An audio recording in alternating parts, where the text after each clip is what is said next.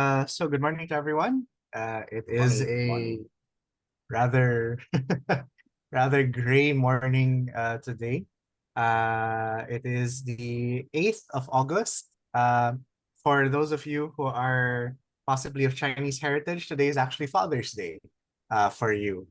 So because in Chinese it sounds like father when you say 8 and 8 together. So anyway, for those, just a little bit of trivia for those of you joining us this morning. Anyway, I'm Julius Barcelona. I'm your chairman. I'm very glad to be joining you this morning, especially with a returning speaker, Richard Arceno, to talk more.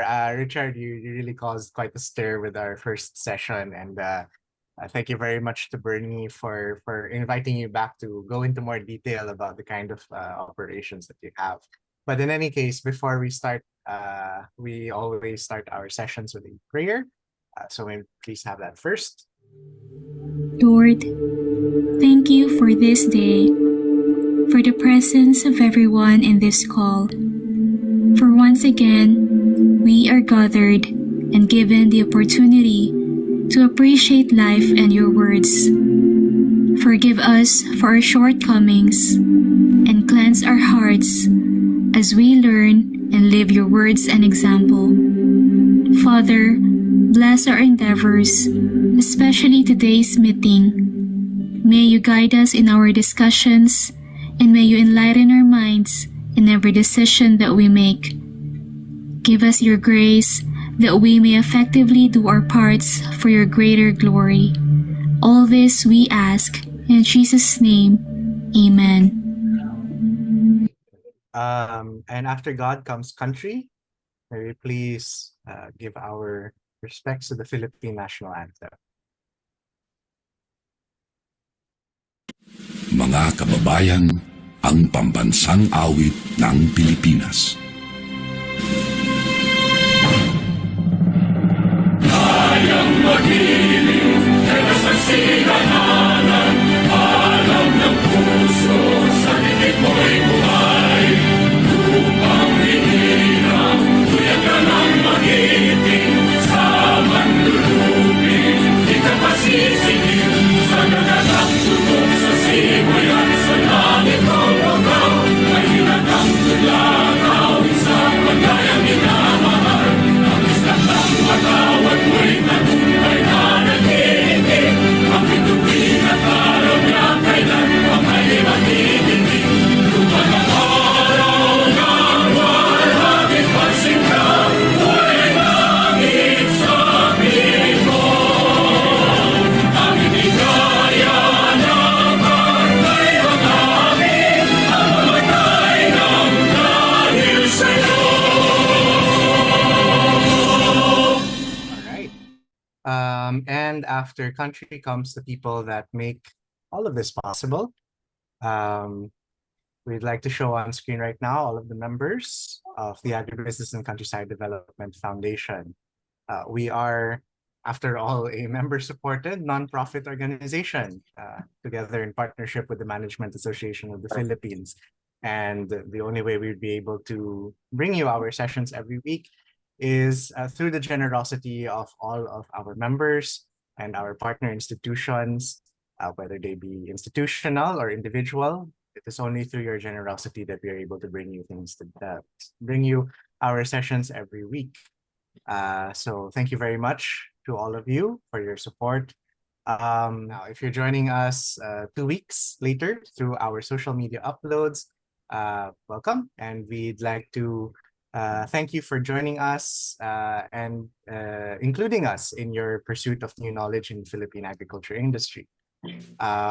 However, if you do like what we show you and you'd like to engage with our speakers in our informal sessions, as well as gain access to our wide network of countryside and development organizations, we'd like to invite you to join us as our member. Our links are in the description. You can send us an email, introduce yourself, and we'd be very glad to have you on board. Okay, so without further ado, I'd like to invite our president, current president, we have to do a board meeting about that soon, Ernie Ordonez, to introduce our speaker for this morning. Ernie, please. Yes, you're right, Karen, because for the next board, I would like to give the post to someone, more competent than I in this particular activity. But let me start by saying that we're very honored to have once again with us Richard Arceno. Richard is going to talk about basically disability inclusive agriculture, but he's going to talk specifically about agricultural structures, about this, about participation in the food production system, and very important, integrating social and health support for production. I will say that we welcome you back, but Richard, when you start, since you want personal communication for a few minutes at the start, say us what drives you about this, what you're passionate about, so we get the personal feeling, because we want to continue this between forums. And give us your phone number. People all over the world 2 weeks from now may be calling on you. Now, exactly, I'd like to congratulate you because this year, Richard won the Kapitan Kress Bayaning Magsasaka 2023 grand winner. Maybe you can mention that a bit as well. All right. In addition to that, as you see on the screen, he's the founding chairman of Cooperative. But I'd like to emphasize this, right? He's really into all different things. So we want to emphasize number 5, country director, Muslim Aid International, the global thing. Of course, his education is he has a master's in public administration and did studies in Tokyo, Japan. But important, he pushes this advocacy in the National Anti-Poverty Commission as the sectoral representative. From a business point of view, number 2 is important. He's chairman of Bigay, Buhay, Multipurpose Cooperative that does a few things. Okay, it helps economic empowerment, it helps participation, etc. So without further ado, perhaps you can start by giving your contact number, because when you put it on a chat group, or you do it after 9 o'clock when the open forum starts, but the formal position is finished, they don't get it. So please start with your phone number, then talk us a bit about yourself, correct? How this came into you, and then proceed with your talk. But most importantly, tell us how we can spread the word and help your mission as we help countryside development and profit reduction. Because our former chair, Ramon de Lusor, said, Ernie, between forms, you must do a lot of work, because forms by itself are good, but not good enough, because God has given us these opportunities. And we must make sure it spreads to actual results, in addition to technology transfer intellectually, right? Okay, Richard, welcome back. And the floor is yours, Richard. Thank you, Secretary Ordonez. Thank you, Chairman Julius, and to all the members of the ABCD Foundation and the Management Association of the Philippines for your continued support. I'm honored that you invited me once again for this very important discussion about disability inclusive agriculture. Before I start my proper presentation, may I show you the video for you to have a glance of what do we mean by disability inclusive agriculture. Saan nga ng buhay, Sir Emer? Yes. Kumusta Oo. po kayo ngayon? Ano pong pinagkakabalan po ninyo? Ay, ito, naka-wheelchair pa rin ako. Yeah. Nabibiro lang ako. Well, masaya-masaya kami dahil isa sa mga kilala ngayon sa contemporary ang isang Emer na nagpo-promote ng urban farming, ano? Ayan ang name of the game ngayon ng mundo. Yes po. Oo. Kailan po kayo nagsimulang mahilig sa gardening, o kailan po nagsimulang itong LERC urban farm? Pandemic po. Pero 2015 pa lang, nasa-sense na namin na magkakaroon ng problema sa pagkain. Wow. So nagsimula kami, nag-alaga kami ng mga Rhode Island, meron kaming native pig. Yes. Kaya lang, dahil urban tayo, nilipat na namin sa Bulacan yung native pig namin. Yes. Pero nag-concentrate kami later sa hydroponics. Yun. So, nung pandemic, nawalan kami karamihan ng trabaho. Dahil ang original na trabaho talaga namin, furniture. School chair for the public schools. Nawalan ng trabaho. So, nag-farming kami dito. Dito kami nag-alaga ng mga manok. Yes po. Rabbit. Wow, may rabbit din. May beekeeping kami. Ngayon, tinatayo yung fish pa namin, hito farming.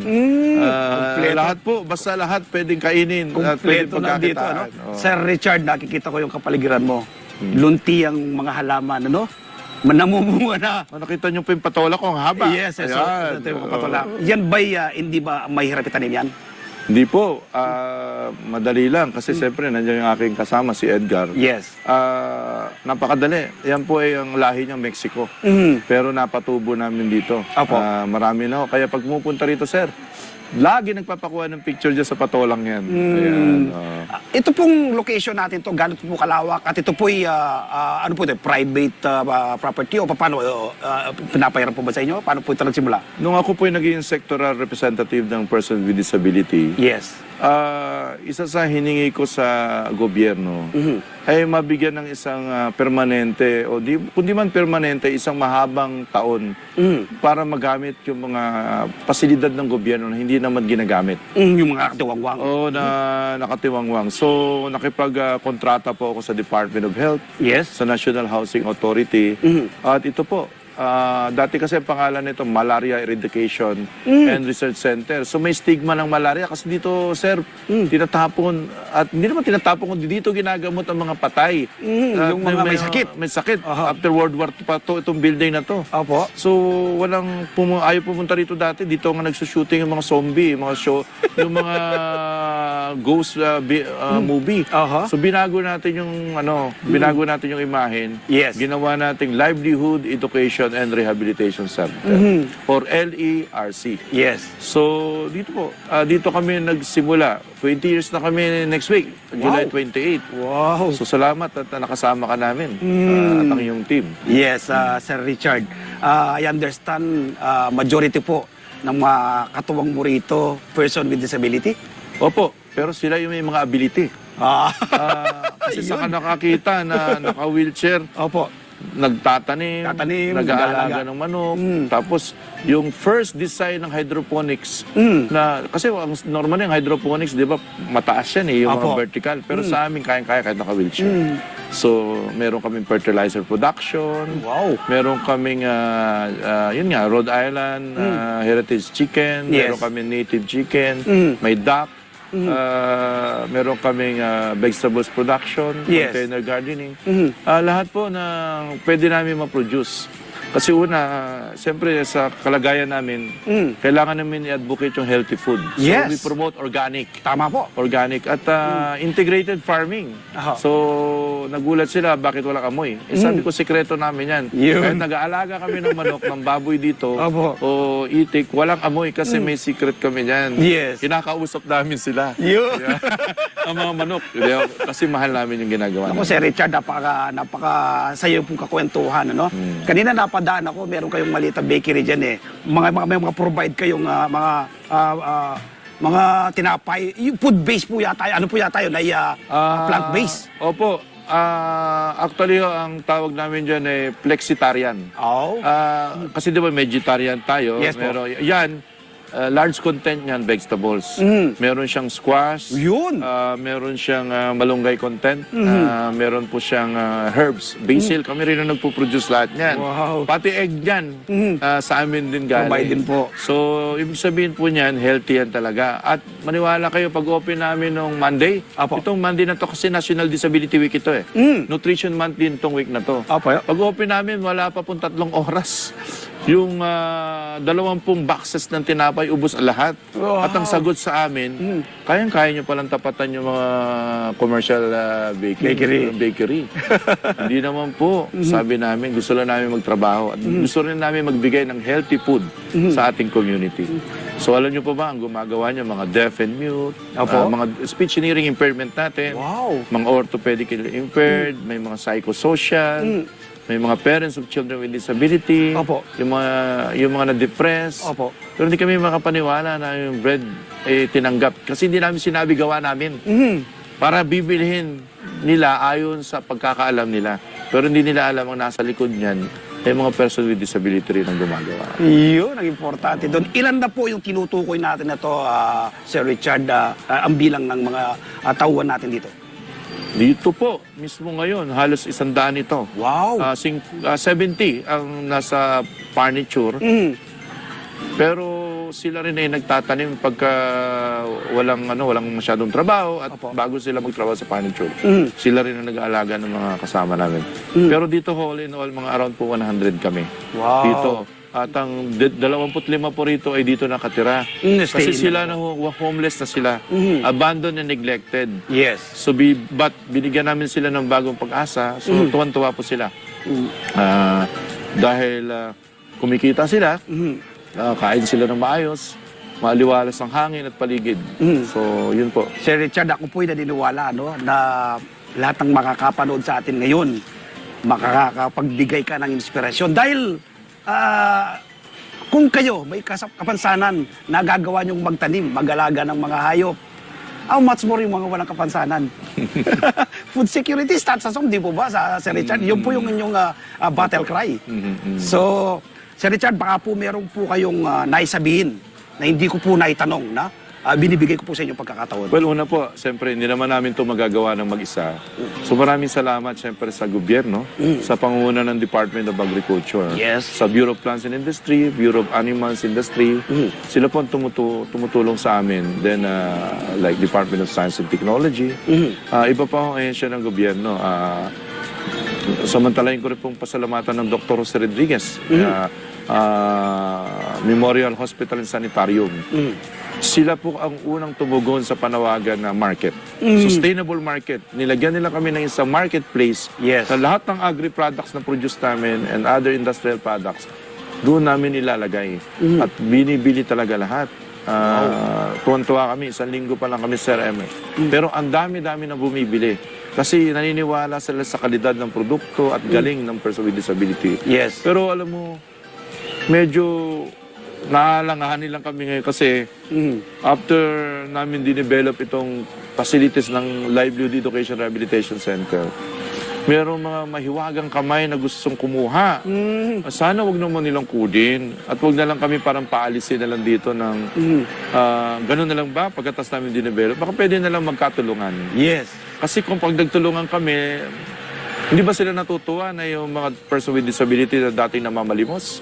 Wala mga hanap buhay at nakakulong na lang sa bahay ngayon, nagtatrabaho, nagbibigay ng ambag sa agrikultura, sa micro-enterprise. So sana tulong na lang po, wag ng kompetensya dahil mahirap na nga ang buhay natin dala ng pandemic, pahirapin pa natin. Tama po. Mas maganda po sana sama-sama na lang para masaya lahat. So yun lang po ang aming panawagan at salamat sa inyong programa. Dahil ito maganda regalo nyo sa amin dahil sa July 28 ay 20th anniversary ng Livelihood Education and Rehabilitation Center. So, kailangan po namin pa ng maraming partners. Kailangan namin ng katuwang sa market. Kailangan po namin ng mga interesado mag-donate sa amin ng mga seeds, seedlings, mga gamit pang agrikultura para mas lalong marami kami mabigyan ng hanap buhay dito. Yes. At market, sir. Yun ang napaka-importante, ang market. At willing po kami ibenta mga produkto din ng kapwa namin farmers. Dahil malaki ang market namin, kinakapos kami sa produkto. Yes. So, yun po ang aming panawagan. Sir Richard, irit pa ako ng tanong. Ano-ano pa po ang mga facility o mga livelihood ang meron dito sa LRR? Meron po kaming furniture, may patahian kami ng mga bags and t-shirts. Pero doon po yun sa kabilang side namin. Pero dito, meron din kami printing. Ayun nga, may baking kami. Meron kaming early childhood education program. Nagpapaaral kami ng mga children with disability rito. Wow! Meron din kaming therapy o community-based rehabilitation. Wow! Hindi lang sapat na matrain kami, kailangan namin ng wheelchair, kailangan namin ng crutches. Yes. Pero okay lang yun. Mabigyan lang kami nun. Okay na. So complete po kami package. Livelihood, education, rehabilitation and healthcare. And ang dulo po, sir, community empowerment and community development, community transformation. Complete. Po yung aming tailor-fit hydroponics. So, tagal pong pag-aaral ito. It's almost about two years bago namin na-launch ito. Ang maganda po ito kasi all year round kami nakapag-produce. Pero one of our big challenge for this hydroponics is yung energy inputs. Kasi 4 lang ang system namin. Then we can produce around 50 kilos a month of lettuce or sweet basil. So isa sa ginagawa naming paraan ngayon is ma-reduce yung cost of electricity. It's either we will convert it into solar or baka po ang may network kayo na makatulong to study. Kasi isa sa nagmamahal dito yung kuryente, yung motor.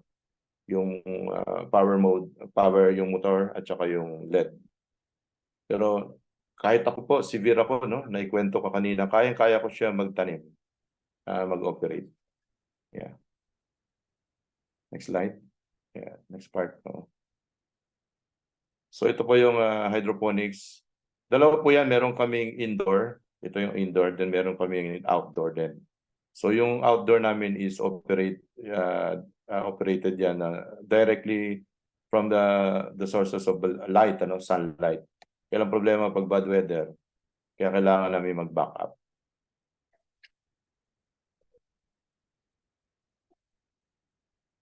So ako po, I was graded in Japan na 7.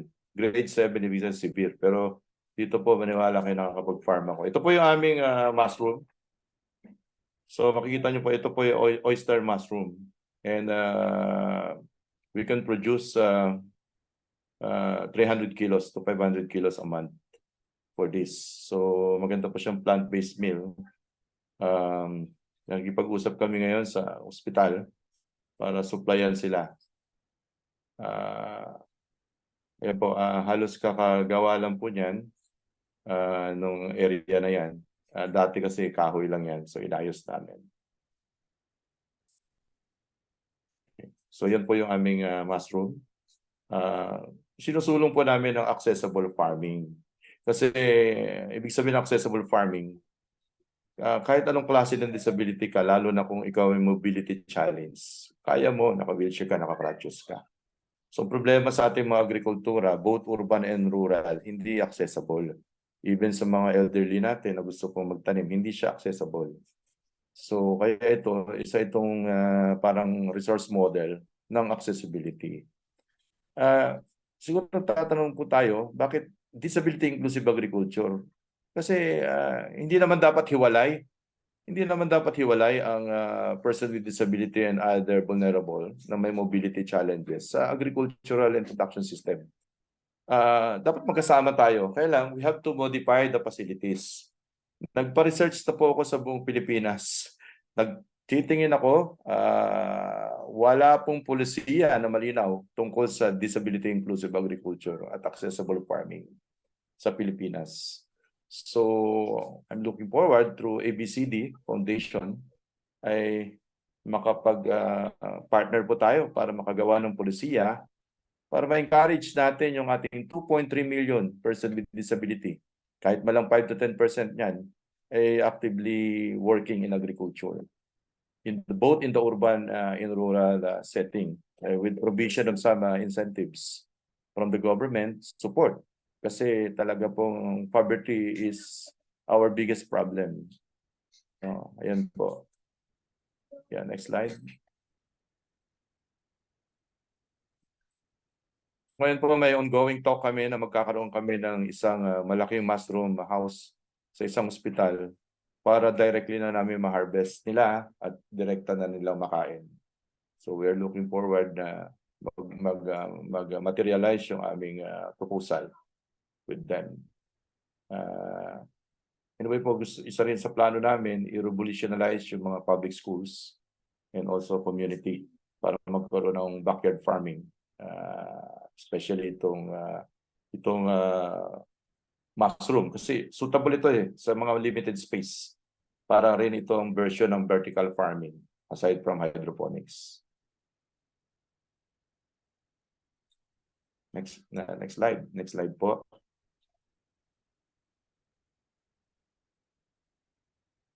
Narinig niyo po ako? So yan po si Edgar. Dati siya nagkaroon ng tuberculosis, begging po siya. Pero siya ngayon na nag-aalaga ng aming Red Rhode Island. Ito po yung brown egg na minamarket na rin namin sa community and hopefully later sa hospital. Ang requirement po ng hospital na kausap namin ay 5 to 10,000 eggs a month. Ang problema po, ang aming chicken ay 35 lang Rhode Island. So more or less dapat kailangan namin ng mga 200 to 300 heads or ready to lay para makapag-produce kami. Then yung starting na feeds, kasi isa po sa malaking cost yung feeds. Pero nag-isip na rin po kami ng mga mix. Imi-mix namin with vegetables na ani rin namin.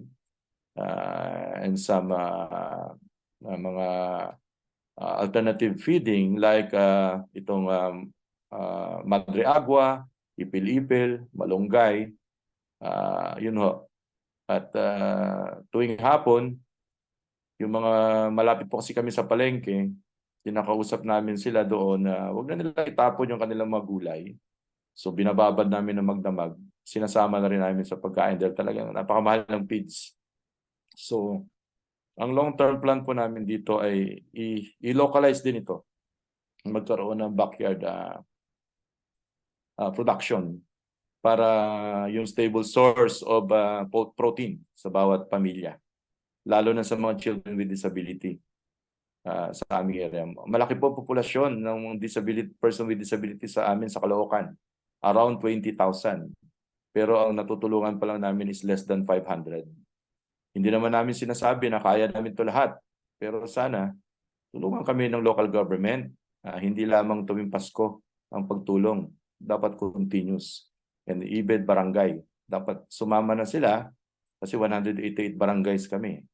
So kung lahat yan kikilos, magandang alternative. Ito po isang product ng aming egg at saka herbs production.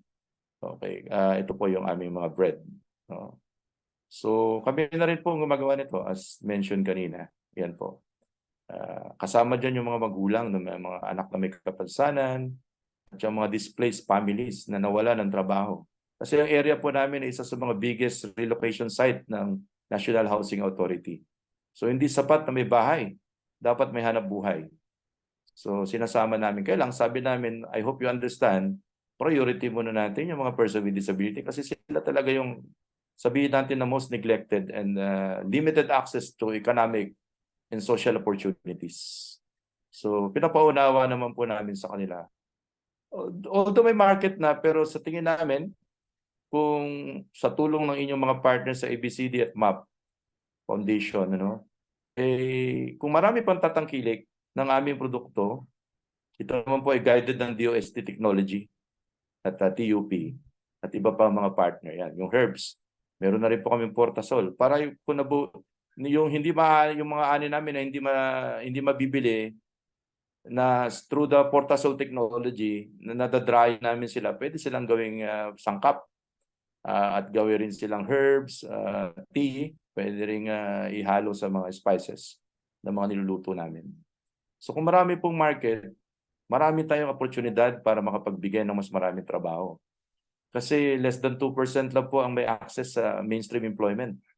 Sa workplace, kahit ako po ay graduate, nagtuturo ako dati, hindi ko nakayanan kasi 1,000 pesos ang taxi ko everyday.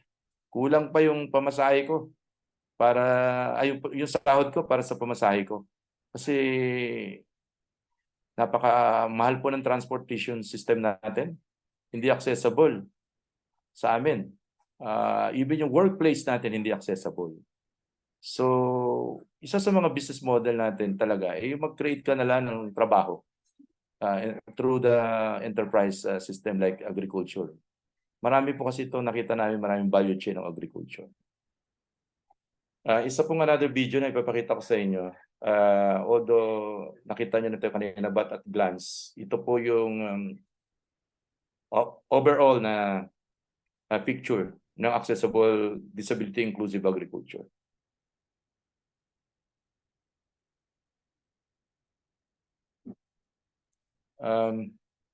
Ito po ay habang naantay po natin ma-play siya, hindi lang po ito for person with disability. Kasama na rin yung mga elderly natin dito at yung mga may comorbidities. Yan po. Ang LERC po is one of the biggest adopted community ng BBMC ng Bigay Buhay. Ito po ng araw ay talagang ayaw puntahan because of the stigma. So meron na lang po akong tatlong buwan para matapos yung term ko, kaya ito yung request ko na reopen. Ayan mo po, kita nyo, buhay na buhay yung mga latest natin. So ito po yung mga component ng programa ng Inclusive Agriculture Project namin. May hydroponics tayo, tower gardening, chicken raising, rabbit raising, beekeeping po yan, ano? Organic fertilizer production, mushroom culture. Kaya tinatanong po kami ng trabaho nyo, basurero. Sa halip na i-waste nila yung mga community waste na yan, kino-convert namin into fertilizer. Nung nagkaroon po kami ng beekeeping sa area na yan, medyo gumanda ang biodiversity. Dumami ang mga flowers at namunga ang mga mangga. Yan. Cross-disability po ito, kaya siya inclusive farming. Kasi lahat ng types of disability from apparent, ibig sabihin visible, and unapparent yung mga hindi visible like autism, developmental disability, learning disability kasama rito. Kasi mas maganda pala, effective in terms of productivity and removing barriers among them. Si Miss Aura po, international fit girl siya ang nag-promote itong activity namin. And of course, in partnership with the Bureau of Plan Industry through the NUPAP, National Urban and Peri-Urban Program. With Latter-day Saints, sila po yung nag-start na tulungan kami. Kaya yan naman ang magandang nagawa sa amin ng pandemic. Dahil talagang originally ang aming trabaho ay furniture for the school. Pero nung nagsara ang school ng pandemic, yan po. Yan po yung mga example ng mga ginagawa namin. Aside from lettuce po, gusto rin namin na pumasok sa mga cherry tomato production, sa ganyan. Kailan talaga ang challenge lang po is marami pwedeng gawin. Ang problema lang is yung capital. Kulang na kulang talaga. Pati rooftop gardening. Kasi yung area po namin ngayon, 3-story building yan, malaki, around 1 hectare. At ang building na yan ay idle na, mga 60 years old na yung building. 3-story yan na pwedeng punuin ng tanim hanggang rooftop. So makapasyal po kayo sa amin, siguro mas marami kayong idea na pwedeng suggest para lalong magamit ang gusto ang facility. Mr. Chairman, Richard, sandali lang. Alam po ninyo, ang problema natin, may 1 hour limit tayo. No? Gusto natin, i-wrap up po ito and then you tell us how we can help you directly. That's open forum, no? Kasi may end tayo at 9 o'clock. After that, open forum. Press open forum 9 to 10 informal. So kung pwede, Secretary, basically, nananawagan kami sa ABCD sa sustainable market. Yan po. Kasi mas marami tayong matutulungan. Pangalawa po sa technology, kung meron tayong mayroong mga kasamahan na makakatulong. Pangatlo po sa capital. Kasi maraming market, pero kung kulang ang capital, medyo mahirapan po kami. And then po, pang-apat, honestly po, yun ang pinakamabigat. Kasi kung kailan namin dinevelop ang facility, yun naman yung mga panahon na gusto nang kunin sa amin. Kaya naghahanap kami ng mga sana kung may magpahiram ng area na hindi naman binibigay, in long-term use lang, mas makakapag-build tayo ng asset.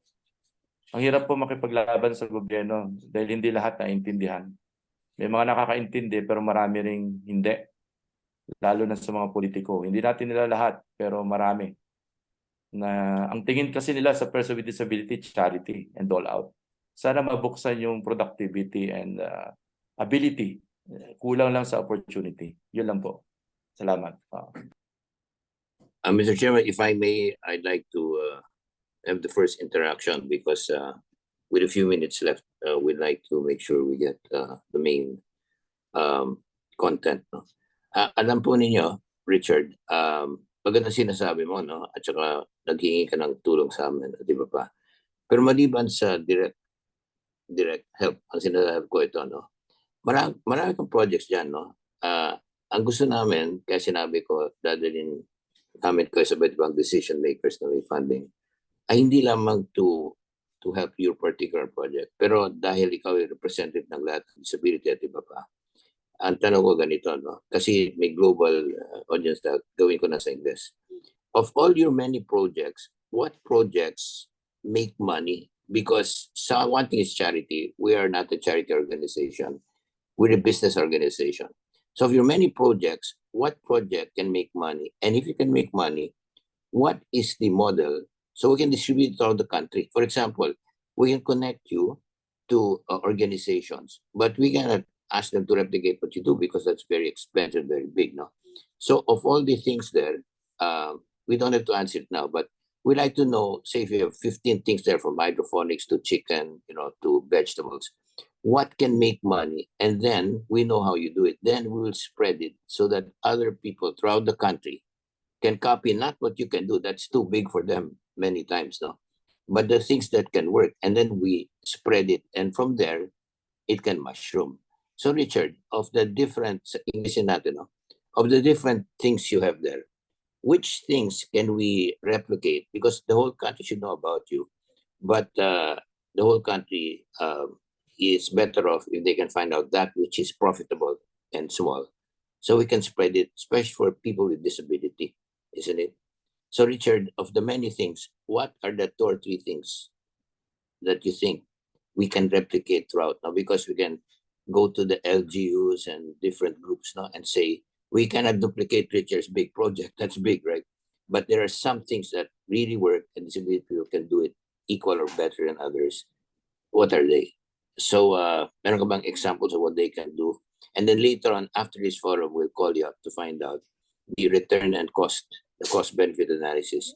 And here have mini projects that we can then market throughout different organizations that they can implement. Kasi our chairman said, spread what you get there to other people can do it. So Richard, sa maraming ginagawa mo, what things can be done so we can replicate it in other parts of the country? Yung modified outdoor hydroponics po, kasi mababa ang cost. Mass production of vegetables, especially lettuce and sweet basil. Napakaganda, hindi kailangan ng malaking space. Pangalawa po ang mushroom. Maraming variety ng mushroom na kailangan ng mga restaurant at saka sa mga nutrition requirements. And pangatlo po yung egg production, especially sa at saka meat. Mas maganda po native chicken kasi hindi siya maselan alagaan at hindi ganun kalakas kumain ng feeds at madaling ang production. Basta lang ang technology ay commercialization. I-commercialize siya kasi ang traditional pinapakawala lang kayo makunat ang karne. Pero kung ito ay commercialize natin, napaka-stable source of protein. Yun po yung tatlo kung food production system ang papasukin. Okay, Mr. Chairman, I'll just summarize now for those globally listening. No? I identified 3. What we have to do now for each of the 3, we must have a paper, 2 to 3 pages with cost-benefit analysis and investment analysis.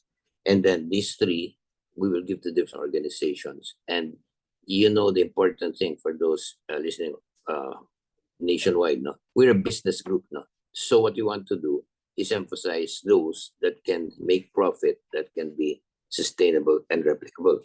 So after this, we must do papers for each of these 3, look at the cost-benefit analysis and see that here is a model that actually works. Hindi ito puro papel, no? And therefore, that's what we're going to do so that we have an outcome from this forum. First of all, we want to do what he wants. We want to help you with your project, the whole thing, correct? That's your project. But in addition, our chairman said, in addition to helping people of their projects, what have they found out that's good that we can replicate? And Richard is a very successful person. He has identified 3.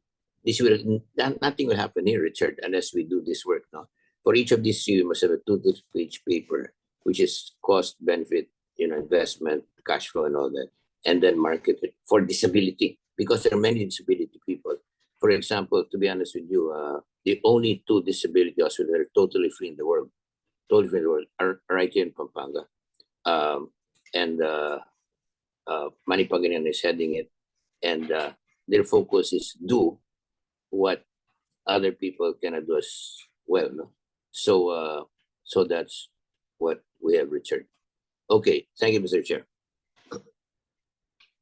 All right, thank you very much. And I think now we can open the floor to questions for our formal session. So thank you very much for your presentation, Richard. It's really great to see the support that has been shown you through your efforts. Of course, that support wouldn't come if you were not campaigning and really going around. I'm actually a little surprised, pleasantly surprised to see that the LERC is involved as well as the Latter-day Saints Foundation. We were actually their partner during the pandemic. So that was 2 years ago in 2021. But for facilities for the elderly. So we were tapped by LERC, BPI NUPAP, the DA NUPAP, and the Latter-day Saints Foundation to construct planting materials, greenhouses, so nurseries for the elderly, to use. So it's very interesting. I think it'd be very interesting to work together with you to try and see if we can create disability-friendly infrastructure for greenhouses, because that's what we do. So that might be something that's interesting to explore. Anyway, okay, so for our open forum, so a couple of rules. Let's please limit ourselves to one question, and then maybe a follow-up if in case it's related to your initial question. But let's try to give way to as many people as possible to ask questions during the open forum. You can line yourself up to ask a question by clicking the reactions button if you're on a computer. So if you're on a computer, if you look at the bottom of your screen at Zoom, there's a little smiley face with a plus button on top of it that says reactions. If you click that, it will say raise hand. And then a little yellow hand will appear on your video, like you see Melkor has a little hand that's raised right now. If you're on Android or iOS on your phone, it's either 3 dots or 3 horizontal lines. If you tap that, that should show you the reactions button. And then if you tap that, that will also show you how to raise your hand. Otherwise, you can put your question in the chat box, and I will line you up for your question to invite you to ask it directly to the audience. Failing all of that, I'll ask Vivian and Bernie to please help me out. Let me know if someone's trying to catch her attention to ask a question. Okay, and then of course, this is the formal session. We'll have an informal session after this. So, you know, everyone will get the chance to ask questions, especially later. Okay, so Melkor is already has his hand raised. Melkor, please go ahead. Good morning, Richard. I'm in business, ano? I used to give 45 to 60 days credit. But now, in larger projects, I used to ask for 50% down. So if you change your payment schedule siguro, your payment terms to 50% down. For example, na-contact mo yung supermarket, maybe you can ask for 50% down. And then delivery dates. So 50% down, I think, bawi ka na. May gross income ka na. Yun lang my suggestion. Thank you, sir. Thank you, sir Melkor. Opo. All right, thanks very much for that. Are there other questions from the audience? Julius, ako magtatanong. Sure, Bernie, please go ahead. Oo. Richard, yung question ko is clarification on yung pagkuha ng facility or ng building. Is it because expired na yung use of the place, or ano yung parang main reason behind it? I signed the use of rock agreement, ma'am, noong 2003. So, dapat ang expiration pa is 2028. 25 years. Kaya lang, nag-develop kasi ang area dahil nabago yung pagtayo ng MRT 7 station. Doon na napunta, dating doon sa kabilang side. So, marami nagkaka-interest at ang to be particular, National Housing Authority, Caloocan. Magkaiba sila ng pananaw ng national kasi nagpirma ako sa national notarized. Pero sila, tapos without consulting us, nagpapadala na sila ng mga equipment doon, gamit. Sabi ko, bakit walang prior notification? Kung kailan pa namin dinevelop ang area, saka pa ninyo kukunin. Ngayon kako kung ano naman, kung talagang gusto nyo kunin, baka pwede naman bigyan nyo ng isang permanent, conducive and accessible site. Hindi maganyang kalaki. Kasi kako person with disability na nga yan, pahirapan pa natin. Actually, kami na nga gumagawa ng responsibilidad ninyo na dapat kayo. Pero it seems hindi ganun. Pero proactive po kami. At kaya napansin niyo po, papansin ako ngayon sa media. Kasi yan po lang ang paraan. Napakahirap kasi pag ang kadil mo, hindi naman nila lahat politiko at gobyerno. So kaya kami, wala naman kami pabili ng lupa. So ang gusto lang sana natin, ma-build yung asset. Mahiram lang. Kasi kung bibili ka pa ng lupa, tayo ka structure ng mahal. Pero kung manghihiram ka na lang, igamitin mo a certain time, at later makaikot yung capital, later eventually ang long-term term natin, makabili rin kami ng sariling property kahit maliit lang. Opo. Thank you, Ma'am Bernie. Thank you. All right, thanks very much for that, Bernie. I think that was a very important question to bring up, considering the assets. Okay, I see Sir Leo. Yeah, good morning. Thank you, Julius. And we are very inspired about Richard's presentation. And as usual, when the people who are differently able get very successful, the very able people look at them as competitors. And this is the one that usually discourages a lot of projects that the differently abled people would be able to be able to compete, because the challenge is probably so enormous. Like, for example, on that particular angle of the real estate property that they are in, I would strongly suggest that they go to POW as soon as possible, either today or tomorrow, and present their situation. Because the public attorney's office would most likely help them.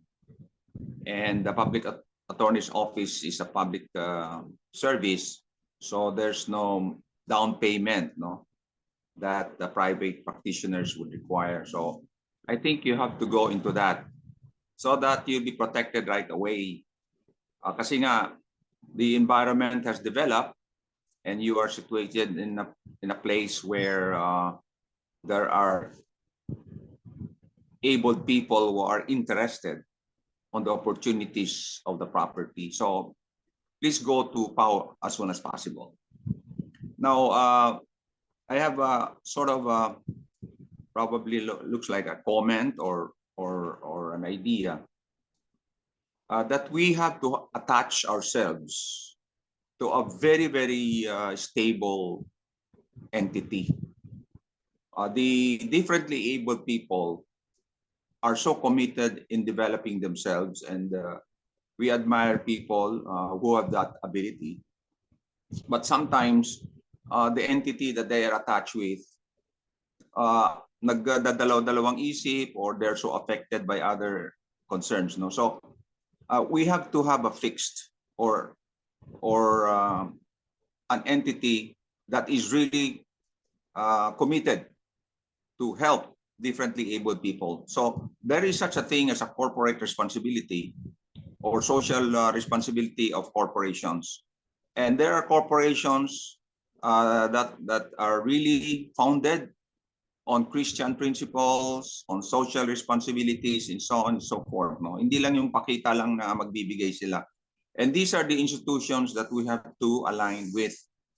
Para sa ganon, there's going to be sort of a continuous assistance to the differently abled people. Kinakailangan ma-pinpoint natin ito. Of course, one of them that is so popular is San Miguel, FINMA, and the like.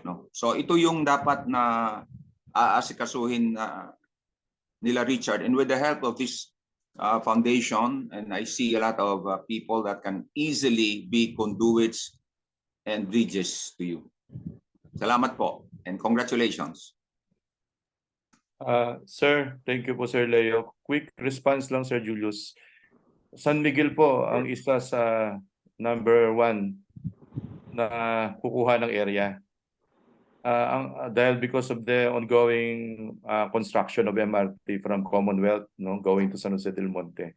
Pero until now, silent sila doon.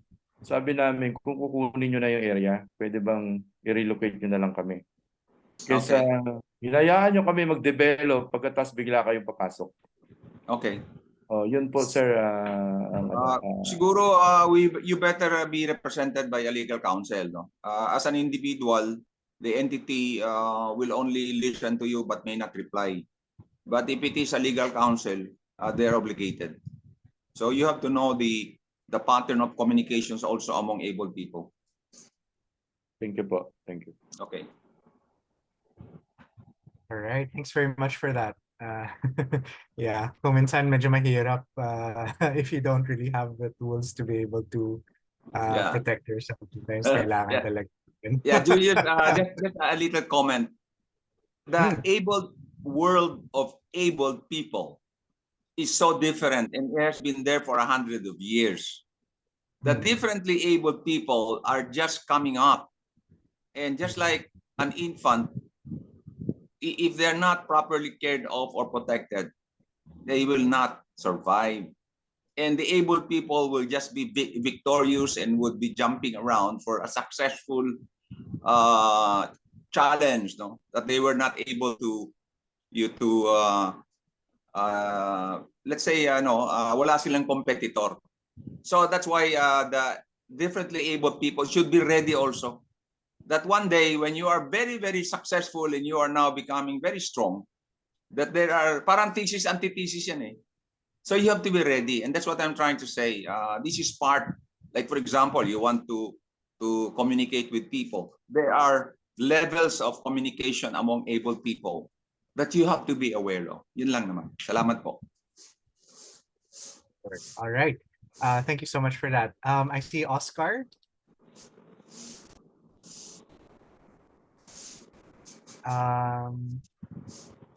Yeah, Julius, yeah, I'd like to ask a question.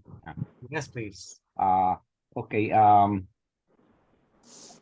Mr. Richard, the disabled people working in your place, do you give them any salary or allowances or whatever financial things?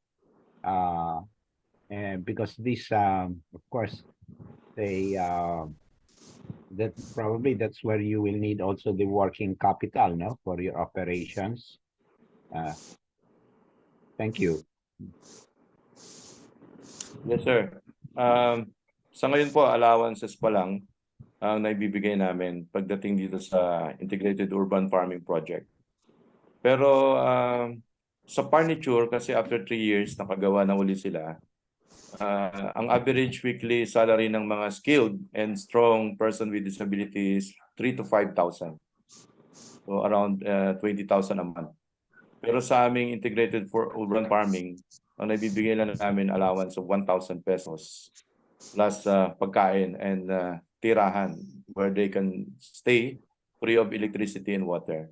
Kasi nag-prioritize kami doon sa mga homeless, neglected person with disability. So that is 25 families. Subsidize namin yung pagkain, tirahan nila including their utilities. But we give them 1,000 pesos modest allowance for their personal needs.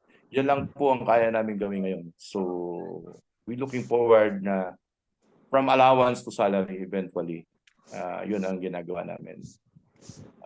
We remain proactive despite of these challenges. Kaya nag-plan B na po kami, nakipag-tie up na kami sa Dr. Jose Rodriguez Hospital. Kasi they have around, available area pa mga around 1 hectare. Pero siyempre hospital yan, gobyerno din yan. Pero yun lang po ang kayang gawin eh. Wala pa talaga kami pambili ng area para gawin yan. But we looking forward na ma-increase yung allowance para mabuhay ang pamilya. Even free din po yung kanilang healthcare. Meron kaming free therapy, free primary healthcare program in partnership with different hospitals and universities. Plus yung kanilang education. Yung lalo na sa mga anak nila, inclusive early childhood education, then alternative learning system, and technical and vocational courses. Yun lang po ang kaya, pero hindi pa pwede magyabang pagdating sa salary. Opo. Thank you, sir. Pwede follow-up question to clarify. Yung Sure. 1,000 pesos, Sure. ano yun? Per month? Or ano? Per week? Or ano yun? Per month po. Per month. 1,000 pesos per month. Opo, pero free na lahat yung kanilang pagkain, utilities, at saka yung kanilang tinitirahan. Doon na rin mismo kasi they work and they live there para mas mabilis, mas madali. Although honestly may mga challenges din sa structure. Kaya lang sabi ko, live what we have. Importante, habang hindi pa sa ating kinukuha yung facility, gamitin na natin. Parang as if, live today as if there's no tomorrow. Ano na lang ang magagawa, gawin na lang. Opo. Mr. Chair, before we end, we'd like to ask him his phone number because at 9 o'clock, the video that goes throughout the world stops now. So, Richard, can you give us your phone number so we can call you from around the world? Thank you, Secretary. You may, for your support or inquiries and comments, you may call us to 0977 392 5161. 0977 392 392 5161. Yan din po yung aking Viber and WhatsApp. Wow, thank you. Now, Mr. Chair, before we close, I want to repeat. Our task in ABCD is to help everything, correct? And it's good to help him with lawyers, etc., etc. But in addition, our chairman said this, your speakers are talented and skilled in certain areas which are not known throughout the country. Your task in ABCD is to get that and see if you can spread it. So in the next hour, we have an informal session. We can talk about helping and all that. But for me, let us not forget our mission in addition to helping a project like this. Richard is full of wisdom and experience. And there's some things he knows, right, in this facility or in other places that we can spread. And while ABCD wants to help even with lawyers to help him and all that, our main task is not just to have the speaker, but more importantly, as our chairman said, get that technology and spread it. The reason why it's important is because he knows the technology that is suitable for disabled people and the world, the Philippines. Many areas don't know that. So that's what we will market. Beyond helping him in this project, we want to get his experience and his insights so we can spread it so others can duplicate it around. So the task is not only to help him, which is very important, but also to see what we can get. And he mentioned 3 areas. That's why I'm saying after this, we'll talk to him and look at packages here that we can give. Because right now, I do not think that exists no specific projects for disabled people that people can read that make a profit. Iba kasi yung charity, iba yung profit and sustainability. Kami po, we're in profit and sustainability. So why it's good to help people and all that, and corporate social responsibility. ABCD is not into charity, it's into business and sustainability. That's what Chairman said. So I'd like to say that we're going to meet with him. And in the next hour, we'll talk more about that. But I'd like to let us know that while we'll help him with maybe lawyers and all that stuff, right? He has actually wisdom on certain aspects that make money that have not been documented, that we can spread for disabled people. And that's what our chairman wants. That's all, Mr. Chairman. So 0977-392-5161. Help him if you can, help his project. But in addition, you might ask him for suggestions on what you can do in your specific areas. And he mentioned 3 right now, the hydroponics, maybe as a low-cost thing.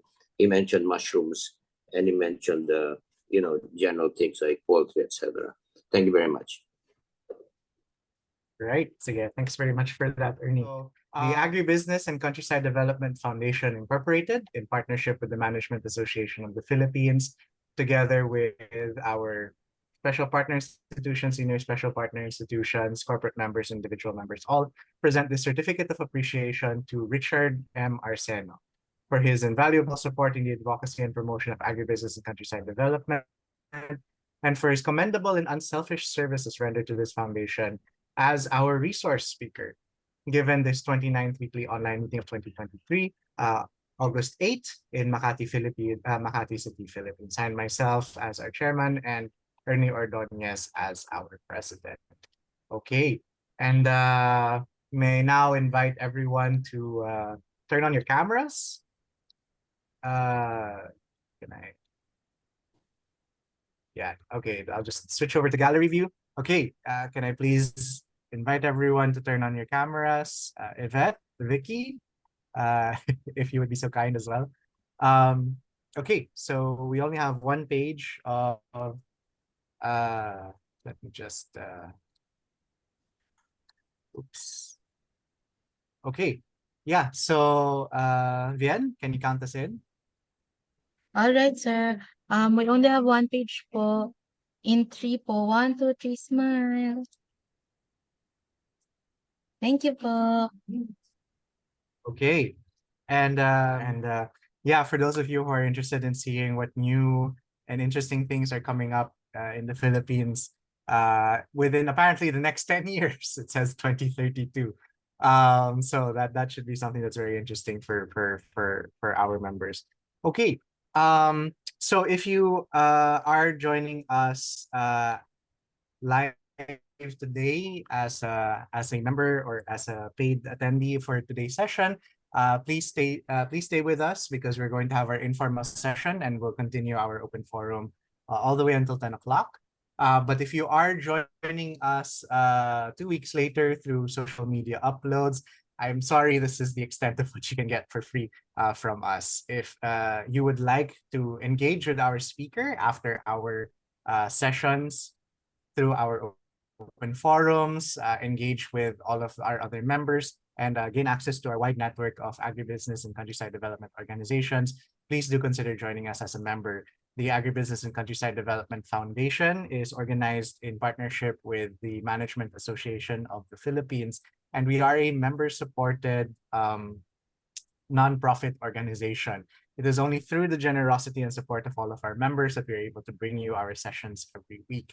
If this interests you in any way, please do consider joining us as a member. Our links are in the description. You can send us an email, introduce yourself, and we'd be very happy to have you on board. But otherwise, for now, we'd like to say we'll have to say goodbye to those who cannot join us. Thank you very much for being with us this morning, and have a nice day. We hope to see you in our next session.